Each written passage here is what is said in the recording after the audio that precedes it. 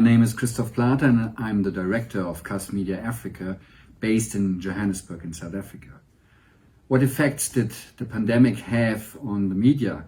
Well, thousands of jobs were lost in newsrooms, and of course that put a lot of strain and stress on the remaining journalists in the newsrooms, and particularly so also on the quality of news, because if you have fewer people doing research and doing writing and doing editing, of course there is less quality. I mean, it is like that. Luckily, we do have a lot of very creative publishers on the continent who have a lot of innovative ideas as to how to finance salaries, how to finance good research. Some of them, they do rely on donations, others they introduced a paywall. That's something that was not thought of a year and a half ago.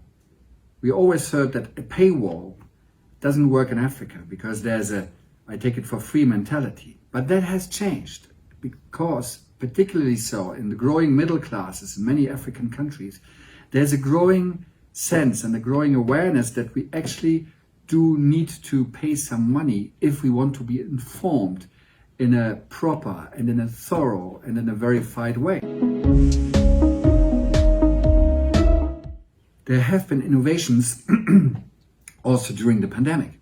Namely, for example, a WhatsApp newspaper called The Continent, which was started by two journalists here in South Africa who thought we have to cross those borders and we have to make use of the technical possibilities that we have in order to distribute something. So they formed a newspaper called The Continent, which has been growing ever since, which is being read by 70,000 plus people every weekend on the continent, and they are now even working on a French edition of The Continent. Then you were asking about quality.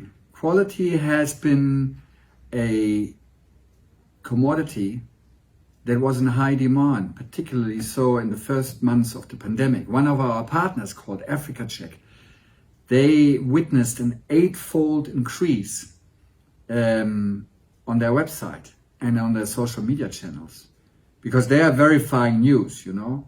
Can this help against the pandemic? Is it true that that politician who is a doctor has developed a cure for it?